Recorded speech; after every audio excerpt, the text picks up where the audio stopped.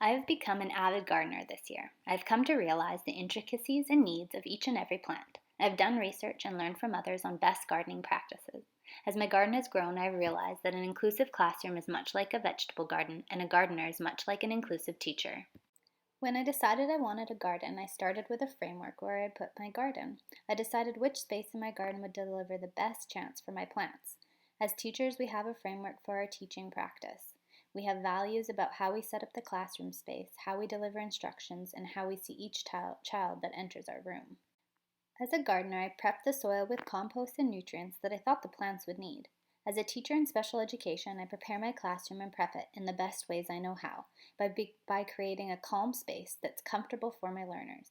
I remove the barriers that I may already see and set up my classroom in a way that is inviting and nurturing for students that will enter. With my garden, I always draw out where I think each plant should go. I make predictions about where certain plants will grow best based on the amount of sun and relationship to other plants. In my classroom, I plan for what I imagine the learning and growth to look like, and what will help my students grow and thrive. I will have to adjust as the year goes on, but in the beginning, I do my best to prepare. When planting my garden, I often get both seeds and seedlings. In the classroom, some students are coming as seeds. They potentially haven't received the same nurturing and care to start growing that seedlings have. Students have come to us with different emotional and intellectual experiences from home, and some seeds are starting already at a disadvantage, and we as teachers need to be aware and adjust accordingly. In planting my seeds and seedlings, I take note of which plants need 5 feet around them and which plants can be tucked in close to others. As a teacher, we start out the year making guesses and observing as we get to know our students. We notice and adjust based on where students begin to thrive or start to wilt. We take notice of which kids work well together and which ones need a little more space, and which kids maybe need less stimulation or more stimulation. Companion planting is also important for gardens. Basil is a companion plant to peppers because it repels the aphids and other little bugs that hurt the pepper's growth. I think this is beautiful to remember in the inclusive classroom. Everyone has strengths and is able to contribute and help out in their own special way.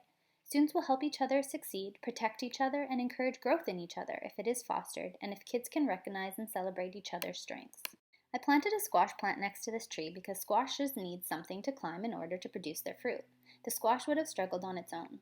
With a child in the classroom, they may feel like they are struggling or not good at something, but by encouraging teamwork and using each other's strengths, another child might be a great companion to encourage and help the student along. Learning is not meant to be done in isolation, and when we recognize and celebrate everyone's strengths, each and every student has an opportunity to grow. We as teachers need to notice when the sun is too hot, whether through sensory stimulation or expectations, and provide shade or adapt the environment to help the child grow, and always be willing to change what we thought might have worked but simply isn't. Often the adaptations we make benefit everyone in the classroom and are great strategies we will continue to use in the future. Rain in a garden is a wonderful thing as it washes dust, debris, and bugs off plants and provides valuable substance for the plants. In the inclusive classroom, it is so important to take time to build classroom community through encouragement, celebrating, and dusting off the beliefs students may hold about themselves. As a teacher, it is important to model encouragement and encourage students to sprinkle this kindness to each other to create an inclusive classroom community. I have built supports and trellises to hold up plants as they grow. I have watched over time, researched, and tried new places and strategies to help my plants thrive. This is the meat of the inclusive classroom. All the children have been placed, and you can prepare and do a lot of research and make assumptions, but as a teacher, it is our job to be flexible and ever-changing with the needs. Some students will need to move around to new areas to learn, and others will need more space to grow. I have learned that in a garden, not every plant needs water every day. Some plants have deep roots and can be watered once a week, while others need daily water. No matter how little water a plant may need, water is beneficial for all plants. Just like with teaching, I put different scaffolds in place that can be used by all students. Some students may need them and rely on them more than other students, but they are beneficial and available to all. One of the hardest parts of gardening for me is those plants that need the first flower to be plucked off. The flower is where the vegetable comes from, and some plants need it to be plucked in order to support the growth of the rest. As a teacher, sometimes we need to take a few steps back to help our students grow. We taught an amazing lesson or used a wonderful strategy, but only a few students blossomed through it.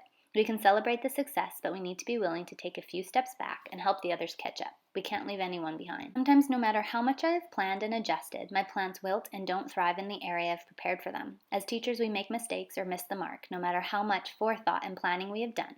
But the important part is that we are willing to learn and grow and develop to help our students. Our plans or strategies may need to be changed for the 100th time, but it is in these moments that we and our students grow and find new life, and we can celebrate along the way. Although I plant all of my plants around the same time, not all of them grow at the same rate. Some thrive quickly and grow strong and healthy, while others take quite a while, and I wonder if they will ever thrive. Timing needs to be considered in an inclusive classroom. Not all students respond as quickly as others, and patience is needed as some students need extra space and time to make sense of learning. It doesn't mean the environment and strategies aren't working. Some students, like plants, take a while for their roots to take hold and to thrive.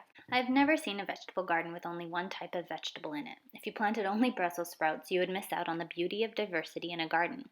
The beauty of an inclusive classroom is found in the variety of students. Each student brings with them their own personalities, strengths, and areas of challenge, and together they make the classroom a beautiful, diverse community. As a teacher, I encourage our classroom community to value the beauty of difference. This year in my garden, 2 plants popped up that I did not plant. I could have pulled them out and tossed them in the compost, but instead I replanted them and have taken care of them, and they became 2 wonderful tomato plants.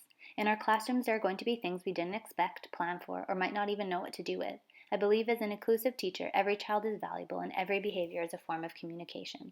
Just like with my surprise tomato plants, I will be flexible and adapt, and I will support and accommodate and value. There are days I look at my garden and notice certain plants need more support than I have given, and others are thriving so much that they have grown beyond what I have ever expected. This is my favorite thing about my garden and about the classroom. As a teacher, there are moments where I stop and reflect. I take note of students that need more from me and those around them. I notice those that are thriving and the students that need pruning and watering. It feels chaotic, but it's beautiful and the reality of an ever-changing, dynamic, inclusive classroom. One of the best parts of a garden are the veggies that are produced, the rewards of hard work. In an inclusive classroom, all throughout the year and especially at the end, we get to celebrate the successes. We get to enjoy together and celebrate together how far each of us has come. It is important to take this time with students to reflect and celebrate the hills they have climbed and the strength and confidence they have gained to move forward into another year. At the end of the season, my plants are removed and I try to take note of what I did well and what I want to try next year. Reflection as a teacher is of utmost importance. It is in these moments of reflection that we grow and change and become the best teachers we can be. We can celebrate and carry forward what went well, and we can take time to learn ways to support and change the things that didn't go as planned. Growing and changing is so important in order to be an inclusive teacher.